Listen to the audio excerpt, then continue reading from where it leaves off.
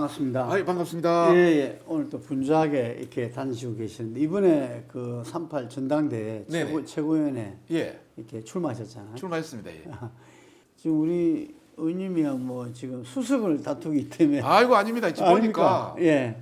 이 완전히 인기 투표가 돼가지고 아, 13명을 그렇게 앞에 대표가 또 6명을 불러주잖아요. 최고위원 13명을 불러주잖아요. 네. 또 저 청년 대표 11명을 불러주잖아요. 그러니까 뭐 경력이고 뭐이고 아무도 없이 이름만 부르는 거예요. 평소에 알려진 예. 그에서 TV라든지 예. 또 뭐 자기 유튜브라든지 예. 이런 사람이 훨씬 유리하게 돼 있어요. 뭐 경력이고 뭐이고 아무것도 없어요. 예.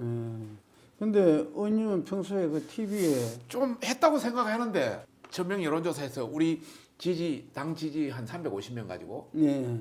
최근에 분석한 자료를 어느 데서 공개했는데 별로 안 좋아요. 저도 그건 봤습니다. 예. 근데 그거는 그거는 의미가 없을 것 같고요. 그 실제 350명 중에 우리 당은 한 20명이나 들을까? 15분의 1. 한 1200만 중에 80만이니까 한 15분의 1이거든요. 실제 당을 지지하는 사람 중에 당원은 한 20명? 15분의 1 잡았을 때? 제가 보는 13일 날 발표하는 조사가 예, 예. 이제 당원 안심번호가 10일 날 나오지 예, 않습니까? 예, 예. 그래서 10일, 12 조사를 지금 하는 그 리서치 회사들이 예, 많아요. 예, 그때는 저희도 13일 날 발표합니다. 예, 안심번호 그때 안심번호 가지고. 하면 완전히 거의 정확하죠. 예, 그래서 지금 1인 2표잖아요. 네네네. 1인 2표. 예, 예. 그래서 흔히들 이 보통 전당대회에서 1번은 오다표, 예, 2번은 인지도표. 인지도표. 예, 예. 그렇게. 자기가 좋아하는 사람. 예, 예. 뭐 이렇게 가지 않을까 이렇게 싶거든요. 네네. 인지도 면에서는 뭐 우리 저는 박 의원님 다른 사람한테 못지않은 최소한 못지않다. 아이 모르겠습니다. 갈수록 자신이 없네. 예. 예. 근데 이제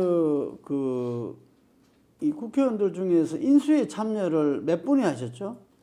인수위에 국회의원이 몇 명인지는 먼저 인수위 전체가 23명이고요. 예. 국회의원이 한 5명 정도? 그렇죠.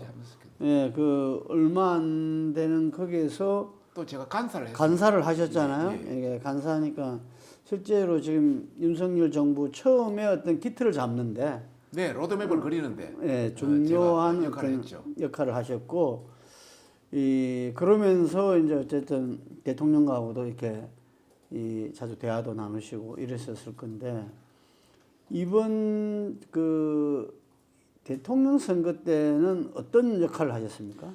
대통령 때는 제가 이제 서울시당위원장이니까 예, 그게 안 들어가고 서울시가 크잖아요. 예. 서울시당위원장으로서 우리 서울시 전역에 당협을 돌아다니면서 유세 연설도 하고 예. 그래가지고 서울에서 31만 표를 이겼습니다. 아, 그래서 전국에 24만 표 이긴 겁니다. 그 어려운 건데 그죠? 예, 서울이 간단치 않거든요. 예. 지금 역대 선거에서 서울을 이기면 음. 대선 승리했습니다. 예. 그래서 이번에 이제 서울이 이겼다는 걸 말씀드리고 싶고 예. 마지막까지도 그 대통령께서 예. 투표 날 예. 투표를 올리라고 내한테 전화를 한 대여섯 번 했습니다. 마지막 날 제가 이제 그때 그런 말을 했죠. 대통령 이제 긴장하고 계시니까 막 이 은평이 안 올라가 서대문이 안 올라간다 막 말씀이 계속 다 보고 시간 단위로 계시니까. 막 예. 오셨어요. 그래서 내가 반은 신경 쓰면 안 됩니다. 음. 우리가 유리한 데만 신경 써야지 불리한 데는 신경 쓰면 안 됩니다. 그 오히려 투표율이 올라가면 우리가 불리합니다. 그러니까 대통령 처음에 이해를 못 하시더라고요. 그렇죠. 그래서 내가 선거는 처음이잖아요. 예. 그래서 서초 강남 송파라든지 뭐 양천 뭐 우리 유리한 12개 25개 구청 중에 아, 12개 구청을 집중적으로 제가 그리고 전 당협위원장한테 계속 전화하고 또 그 책임당은 내가 시당위원장이니까 전체 당원을 가지고 있잖아요. 그 당원을 가지고 계속 활용해서 그분들한테 좀 해라. 그리고 우리가 유리한 그 지역은 그 아파트별로 방송을 해라. 방송을 하고 또 차를 돌려라. 뭐 이렇게 해서 사실 저희들이 유리한 곳이 훨씬 그 투표율이 높았습니다. 아. 우리가 불리한 데는 투표율이 낮고 근데 투표 날 그런 예. 서초가 제일 높았고요. 서초가 제일 높고 양천이 투표 동료는 뭐 마지막 날도 괜찮으니까. 예. 투표 동료는 괜찮습니다. 예. 서초가 제일 높았고 송파가 그다음이고 양천이고 아. 뭐 이런 우리가 그 좀 유리한 지역이 투표율이 다른 데보다 높았습니다. 그래서 한 31만 표 이길 수 있습니다. 예. 그래서 지금 이번 지도부 전당대회에서 지도부 여러 역할 중에서 네네. 가장 중요한 역할이 어쨌든 내년 4월 총선 승리 아니겠습니까? 그렇습니다. 총선 승리 없으면은 윤석열 정부의 여러 정책이나 이런 것들이 성공적으로 이뤄낼 수가 없잖아요. 네네. 지금 국회에서 여소야대다 보니까 예. 뭐 제대로 법안 하나 지금 통과 못 시키고 있는 실정이잖아요. 네네.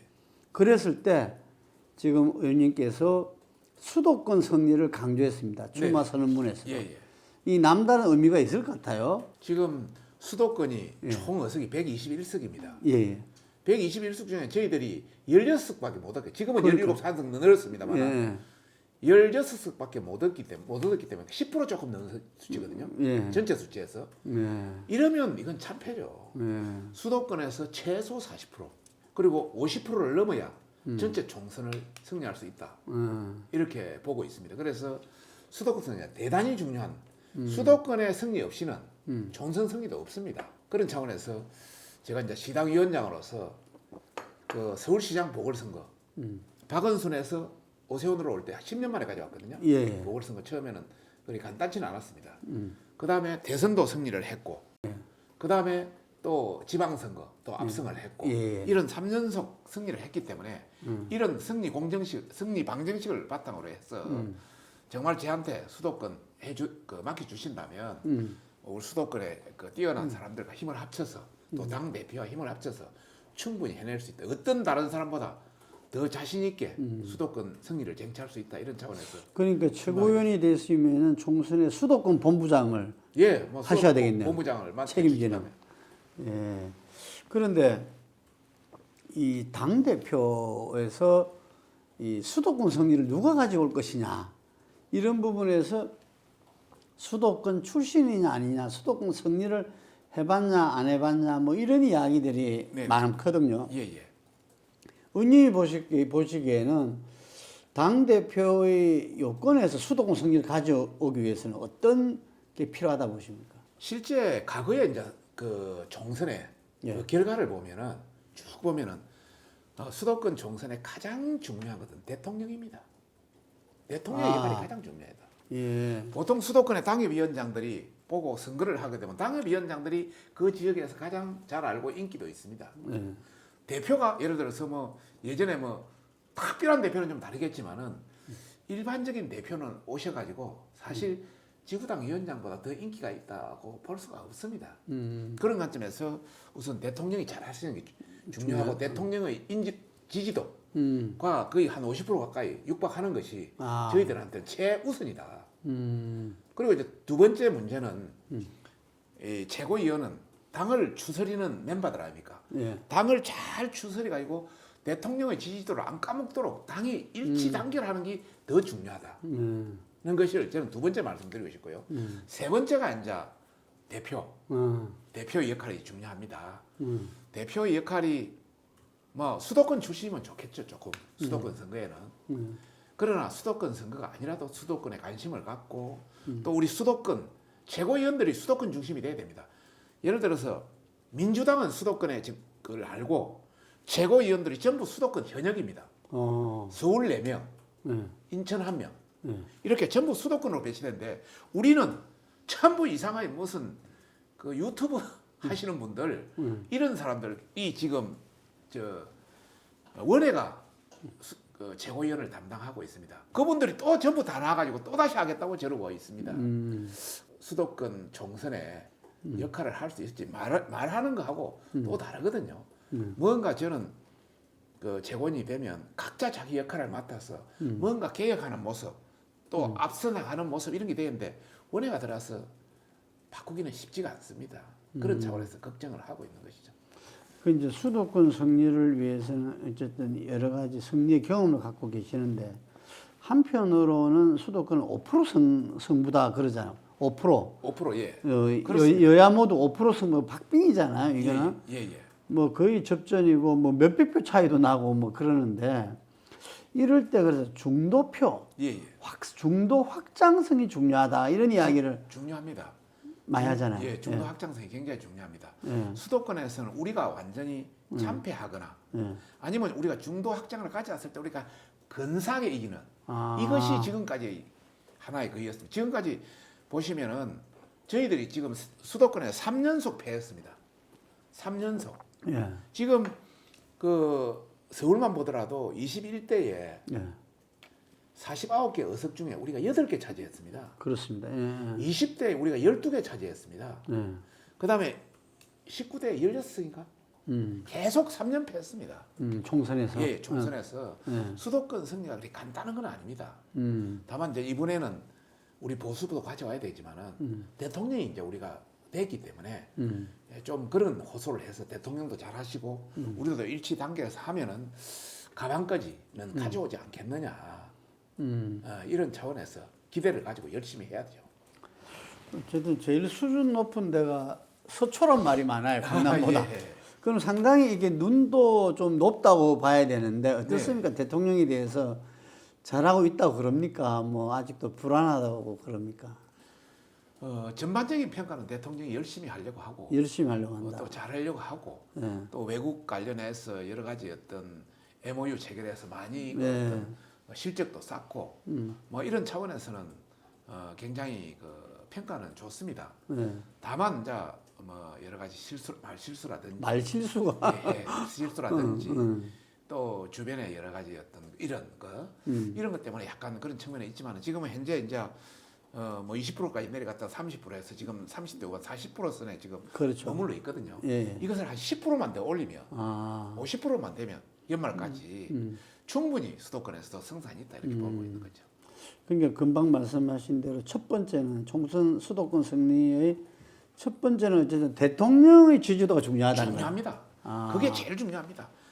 당 대표의 지지도보다 대통령의 지지도가 더 중요합니다. 여당이기 때문에. 예. 그러면은 대통령이 성공적인 국정 운영을 해야 되는 그게 제일 중요하고 그걸 당에서 어떻게 예. 할 것인가 이거는. 뒷받침해서 당이 마이너스가 돼서는 안 되죠. 당이 내분을 이렇게 싸운다든지 이럴 때는 우리가 지지도가 낮았습니다. 또 대통령을 디스하는 세력들이 많으니까. 그래서 진짜 일치 단결해서 네. 같이 가야죠. 대통령 지지도 올라. 의원님이 지금 3선이시면은 재선입니다. 재선입니까? 구청장까지 하면 3선. 그렇군. 예. 재선이 있으니까 이 공천 학살 이런 걸 경험을 안 해보셨겠네요. 21대 20이니까. 그렇습니다. 학사는 안 해봤지만은 제가 구청장 되고 나서 바로 위에서 낙하산 공채에서 하루아침에 제가 잘려버렸습니다. 공천했어요? 예. 구청장인데 내가 구청장 인기가 상당히 좋았는데 네. 일도 많이 하고 근데 하루아침에 전혀 모르는 사람이 와서 그냥 낙하산을 들어왔어요. 그래도 뭐 깨끗이 인정하고 내가 나왔는데 네. 그러고 나서 제가 20대 때 들어왔는데 저는 낙하산으로 들어오지 않았고 당에서 추천해서 들어오지도 않았고 그 당시 현역하고 그 뭐 강석군이나 현역하고 정옥임 또 뭐 이동관 4명하고 경선을 해가지고 아이고 정재환 분들하고 있네요. 1차에 2명 꺾고 2차에 현역 꺾고 그래가 들어왔습니다. 그래서 지금은 재선을 하고 있고 참고로 말씀드리면 20대 때 우리가 12명 됐다고 했지 않습니까? 서울에서. 21대 8명 됐거든요. 혹시 우리 대표님께서 12명 중에 21대 8명 몇 명이나 살아남았다고 생각하십니까? 반 정도. 반 정도. 네. 20대 12명 했는데 21대에 살아남은 사람은 제 한 대밖에 없고. 그렇습니까? 일단 예선에서 잘려나가거나 본선에서 잘려나가거나 결국 그래서 재선은 제 한 명밖에 없습니다. 서울에. 초선 6명. 그 민주당 같은 경우는 지금 초선이 13명, 재선이 10명, 3선이 11명, 4선이 6명입니다. 이거는 사다리가 돼서 온데 우리는 완전히 잘려버렸습니다. 4선이 2명인데 그것도 8년 쉬었다가 들어온 분들이니까 초선은 거의 같은 거죠. 그래서 우리는 재선 이상 없습니다. 그것도 한 명입니다. 공천에 있어서의 그 개파 싸움 이게 상당히 당을 어렵게 만들고 이 어떤 분들은 그것이 원인이 돼서 탄핵 사태를 낳았다. 맞습니다. 이런 말을 하거든요. 맞습니다. 근데 지금 전당대회가 어쨌든 간에 당의 분열하는 모습을 보이고 있어서 우려하는 분들이 많습니다. 저도 걱정입니다. 예. 또 많은 만나는 주민들, 당원들도 굉장히 걱정을 하고 있습니다. 예. 우리 당이 지금까지 공천하는 거 보면 밀실 공천, 깜깜이 공천. 예를 들어서 대통령이 어떤 사람이냐, 당 대표가 어떤 사람이냐, 또 그 공천관리위원장이 어떤 사람이냐 여기에 따라 왔다 갔다 해버리거든요. 사실 국회의원이라든지 오시는 분들의 모든 공천 지표를 개량할 필요가 있습니다. 현역은 지표를 개량해서 밑에 한 20-30%는 자른다든지 그래서 새로운 바람을 연다든지 어떤 기준이 있어야 되는데 기준이 없습니다. 그래서 예선에서 그냥 마음대로 자르고 또 본선에 가서 뭐 다른 사람을 새로 갈았는데 본선에가 되겠습니까?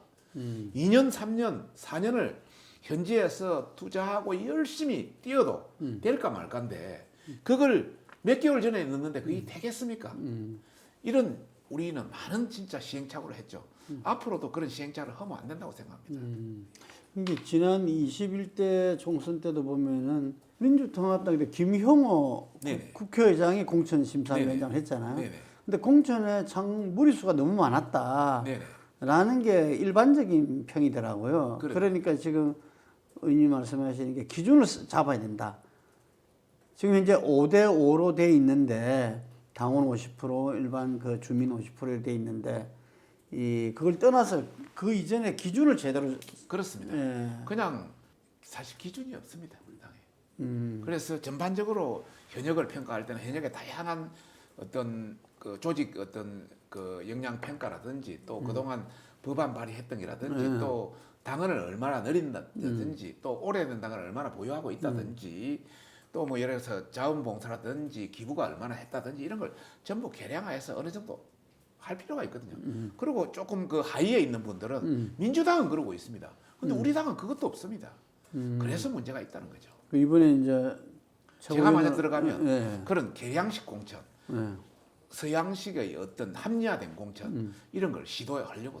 그러면 뭐 다들 그 기준에 인정할 수밖에 없겠네요. 그러니까 그것도 당 대표가 뭐 아무나 쳐다보는 그런 게 아니라 한번 평가하면 그걸 캐비넷에 넣고 나중에 공천할 때 꺼내 가지고 그걸 개량하는 거죠. 평소에 그걸 쳐다봐 버리면 완전히 이게 엉망진창이 되니까 그런 식으로 해서 정말 좀 우리 당도 바뀌어야 됩니다. 황골 탈퇴해야 됩니다. 대통령에 따라서 뭐 당 대표에 따라서 다 그냥 공천이 지 마음대로 되는 거 이거 진짜 문제입니다. 그랬을 때 지금 그 일각에서 어쨌든 대통령의 지지가 올라야 되는 건 분명한데 대통령 정당대에 좀 개입하는 모습을 보이는 거 아니냐 이런 우려 속에서 그것이 어찌 말하면 친윤 공천을 하려고 그런다 이런 이야기들이 많거든요. 뭐 그거야 이제 호사가들이 하는 또 이야기가. 옆에서 비판하시는 분들이 하시는 이야기고 대통령을 제가 그 인수위 때 한 2개월 정도 모셔봤습니다. 모셔보니까 굉장히 국가 간이 투철하고 또 본인도 굉장히 합리적으로 하려고 하고 있고 또 사람의 어떤 친밀성, 인간관계 굉장히 좋으세요. 그런 관점에서는 분명히 우리 당에 대한 부분도 그렇게 관여하지 않고 합리적으로 할 것이다 저는 그렇게 생각하고 있습니다.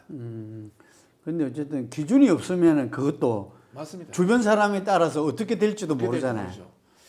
우리가 이번에 전당대회가 사실은 잘 끝나서 새로운 컨벤션 효과로 당의 지지도도 올라가고 대통령의 지지도 올라갈 수 있는 그런 계기가 돼야 되는데 이게 너무 이제 싸우고 너무 뭐 이런 게 이제 또 안 좋은 측면이 부각되다 보니까 우리 지지도를 오히려 정체시키거나 또 하락시키는 그런 요인이 되지 않을까 그게 걱정입니다.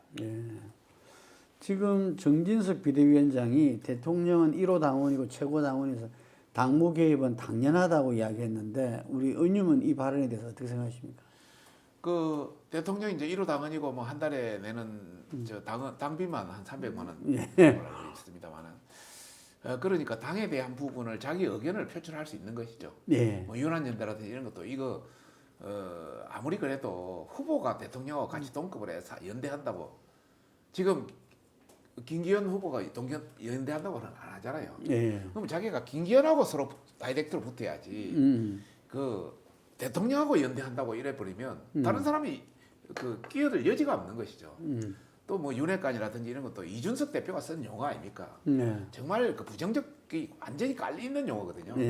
이런 걸 쓴다든지 또 대통령실이 선거에 개입한다고 또 막 비판했지 않습니까? 그래 대통령실이 그렇게 개입한 적은 많지는 않은데 물론 뭐 밖에서 볼 때는 개입의 정도로 판단할 수는 또 있는 여지도 있습니다만은 이런 걸 이제 공격해 제끼고 하니까 좀 문제가 있다 이런 차원에서 대통령에서 문제가 있다 그러니까 뭐 개입이냐 아니냐 뭐 이런 문제가 나오는데 대통령은 1호 당은 우리 최고의 당원이기 때문에 언제든지 말씀하실 수는 있죠. 다만 그 개입 정도가 심하면 좀 그렇겠죠. 이야기할 수 있는데 이제 개입 정도의 문제가 될 수 있다 이런 건데. 그 뭐 이준석 전 대표 같은 경우는 대통령 개입하는데 뭐 이 장난하는 거냐? 내가 200만 원 냈는데 뭐 이런 이야기 하잖아요. 아 자기는 당 대표 할 때 말하고 싶은 말 다 했습니다. 남이 한마디만 뭐 3마디 4마디 했습니다. 자기는 다 해놓고 대통령 한마디 하니까 무슨 장난하는 거냐 게임. 이 말이 안 되죠. 예의도 없고. 김기현 의원의 그 후원회장 아마 사퇴했죠. 심평 변호사. 사퇴한 걸로 알고 있어요. 그런데 오늘 이제 김한길 또 그 위원장께서도 발언을 했는데 그런 건 없다 하면서 대통령이 탈당 안 했으면 좋겠다. 한 사태가 없었으면 좋겠다. 뭐 이런 이야기를 했는데 어쨌든 뭐 이 대통령이 전과 또 대통령이 된 이후에 무릇 많은 대통령들이 자기의 정책과 정견을 실현하기 위해서는 여당이 자기랑 함께 가는 당 철학이라든지 이념이라든지 정책이라든지 이거는 누구나 원할 수밖에 없지 않겠습니까? 그럼 그거는 사람으로서 나타날 수밖에 없고 그래서 아까 말한 변화와 혁신에 어쨌든 대통령이 어떤 자기랑 함께하는 사람 이런 부분으로 뭔가 변화는 누구나 생각은 저는 당연하다고 보는데. 전반적인 관점에서 지금 대통령이 되신 지 9개월밖에 지나지 않았어요. 9개월도 아직 채 지나지 않았는데요. 지금 와서 탈당이라든지 정계 개편을 논한다는 것은 말이 되질 않는다. 우리 당이 대통령을 만들었지 않습니까? 물론 대통령 개인의 어떤 역량도 있지만 당이 전체가 같이 힘을 합친 기거든요. 두 번째 이야기는 심평 변호사가 이야기한 거는 아마 김기현 대표의 후원회장이다 보니까 안철수 후보를 까기 위해서 안철수 후보가 되면 대통령이 탈당할 수 있다. 무슨 정계 개편할 수 있다. 또 안 후보는 대표 감이 아니다. 이런 건 상대방이니까 할 수 있는 거죠. 그거는 나는 심평 변호사의 개인의견이라고 봅니다. 그러다 보니까 그게 가했으니까 이제 그만 사표를 내기겠죠. 그러나 뭐 김한길 전 위원장 같은 경우 뭐 정계 개편이라든지 사표 그런 건 아니다 이제 또 이런 식으로 되는 거 보면은 아직은 그런 수준은 아니고 또 대통령께서 그런 생각을 가지고 있다고 저는 생각하지 않습니다. 왜냐하면 지금 이제 이 당대표 구도가 김기현 의원 대 안철수 의원이 좀 양강 구도로 돼 있는데 안철수 의원은 공격을 많이 받다 보니까 언론에 많이 노출이 많은데 비해서 요즘 보니까 김기현 의원이 언론에 노출이 별로 없어요. 그래서 이거는 전략상 제가 볼 때도 문제가 있다고 생각되는데 이 뭔가 당대표가 좀 당의 비전과 변화, 혁신을 갖다 내걸면서 당원이 이미 이제 거의 그때 되면 제가 볼 때는 책임당원만 100만이 될 것 같은데 거의 국민들의 어떤 민심이 같이 가지 않을까 싶어요. 그거는 좀 어떻게 보십니까? 지금 당대표 선거가 지금 이렇게 흘러가는 거에 대해서. 이번에 당대표 선거 관련해서 보면은 84만 명이나 됩니다. 지금 책임 나오는 거죠. 당협위원장이라든지 이런 게 예전에는 한 20만 될 때까지는 통솔이 어느 정도 됐는데요. 지금 당협위원장 한 사람당 한 3,500명 정도 되거든요. 통솔이 되질 않습니다. 그리고 또 지금 현재 당협위원장은 국회의원이 이 오다를 내릴 수가 없습니다. 그건 법 위반입니다. 그런 차원에서 보면은 이번에도 우리 당원들이 충분히 좋은 사람을 선택하지 않을까 그런 생각이 들고요. 다만 이제 한 가지 안타까운 점은 안철수 의원은 용산하고 대립각을 세워서 거기 계속 언론 플레이가 되는데 김기현 후보는 조용히 그걸 하다 보니까 대립각이 안 서니까 언론에 나오는 게 아무리 빈도가 좀 약하죠. 그런 측면에서는 약간의 걱정도 되죠, 사실은. 그래서 안철수 의원을 더 키워준 거 아니냐 이런 말도 있어요. 그래서 지금 안철수 의원이 최근에 이제 로키로 가잖아요. 대통령실에서 한마디 했기 때문에 완전 로키로 해서 뭐 윤한연대 말도 안 쓰겠다, 윤학관 말도 안 쓰겠다, 앞으로 대통령 공격도 자제하겠다 이렇게 로키로 가는데 그 이면에는 여론조사에서 자기들이 좀 더 높게 놓으니까 더 이상 분란을 일으킬 필요가 없다 이런 어떤 기대지 않았나 생각이 들고요. 이제 이 정도면은 대통령실 공격 이런 것보다는 여러 가지 이념이나 정책 대결 메시지를 내놓는 게 훨씬 낫겠다 이런 판단을 한 것 같고요. 다만 조금 더 가서 앞으로 시간이 남아 있기 때문에 지지도가 많이 떨어진다. 그러면 또 다시 격렬하게 뭐 되지 않겠습니까? 그게 선거 전략상의 문제이기 때문에.